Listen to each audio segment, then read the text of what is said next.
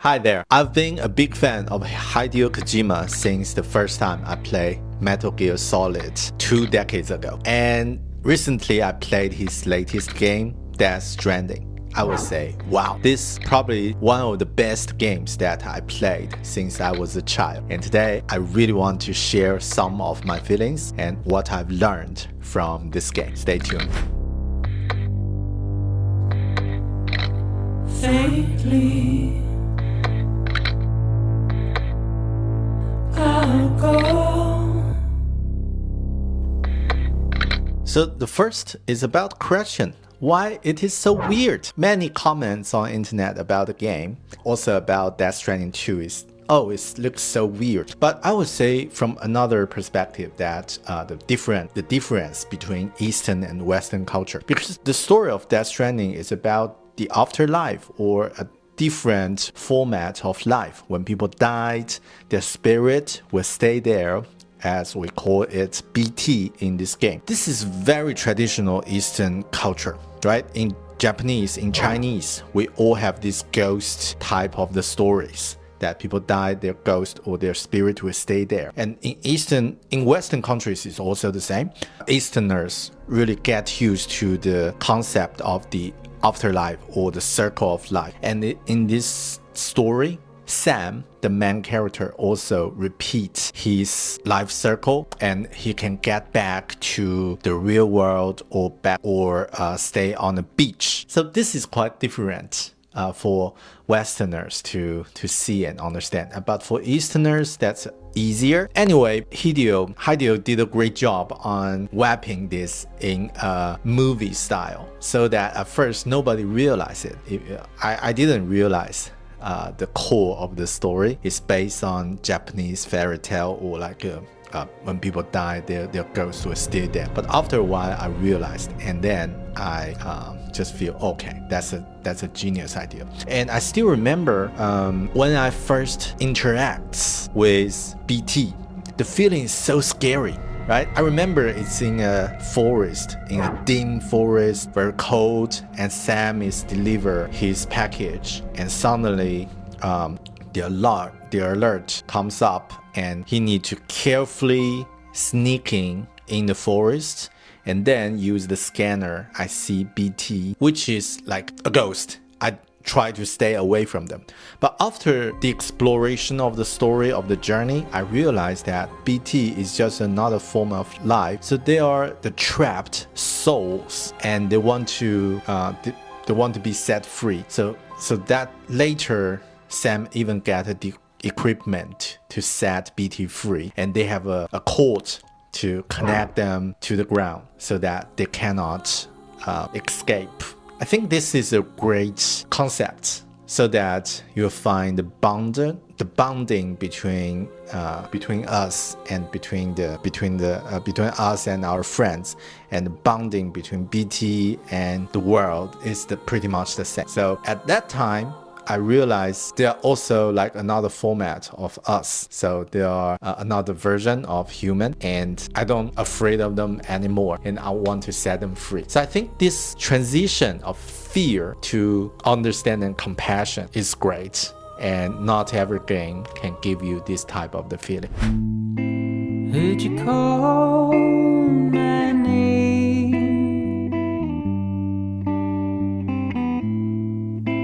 while I'm passing out.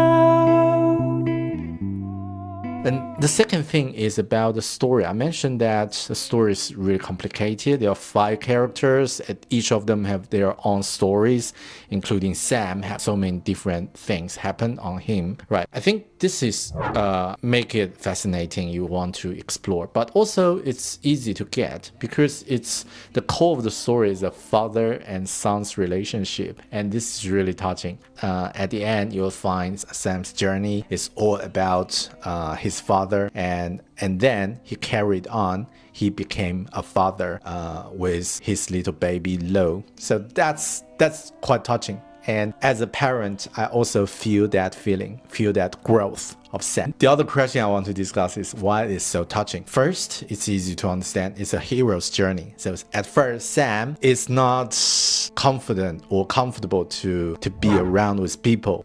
He's afraid of people. He just tried to be alone. But after the story, he became a hero. Like he carried on some responsibility and people trust him.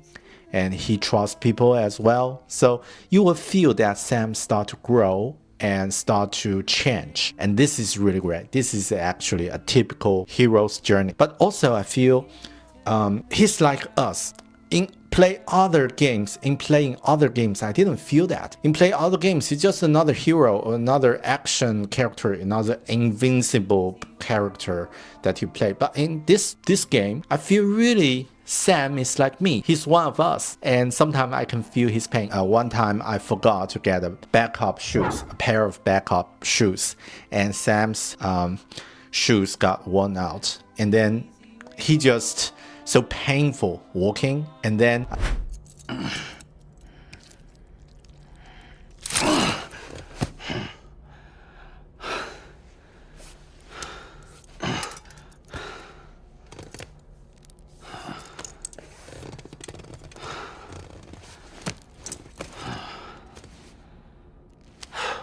I feel the pain. It's like, it's not Sam, it's me. It's me carrying the package. I feel, oh, my feet is so hurt. And that feeling never happened in play any other games. Even when the character is vulnerable or is weak. No, I didn't feel that. But on playing this game, I feel this. So I would say, wow, that's a genius design, or like such a great game can give me this kind of feeling. And also that's relevant to the next topic I want to discuss about the oxytocin and dopamine.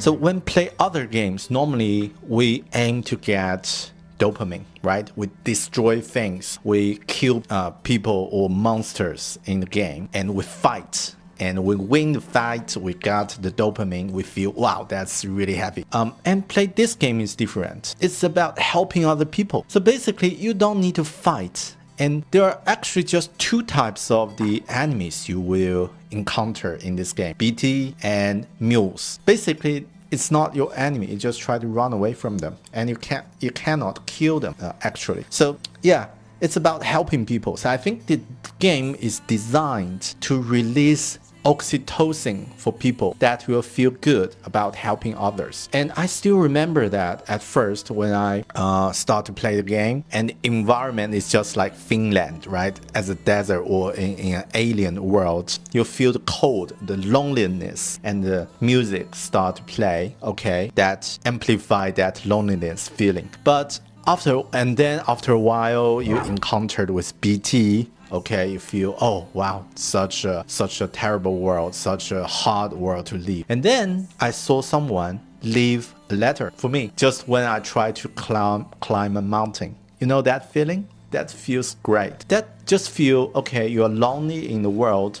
It's like a dark or gray, blue style of the color. And suddenly you see a light. Suddenly you see an orange sparkle in front of you and just warm you up. And then you, after play the game, you feel more and more about those signs, about those feelings, like other signatures from other people, some encouraging words to cheer you up, or someone leaves some equipments for you to help you, and some strangers. I mean, you can use their equipments. So that feeling is really great. I think it's released our oxytocin. So Hideo designed that on purpose because one of the major parcels that you're going to deliver is oxytocin in this game. So I think he designed this on purpose, which is amazing. He just designed a world that enable and encourage people to be good. This is so different from any other games. I would say that's why it's a great game. At the end of the game, you became a better person as well as Sam. How good is that? Connecting to the current world. I think one of the reasons that I like Hideo Kojima's game is that it's always about the current world, what is happening around the world. Like MGS, Metal Gear Solid, is about nuclear threatening globally.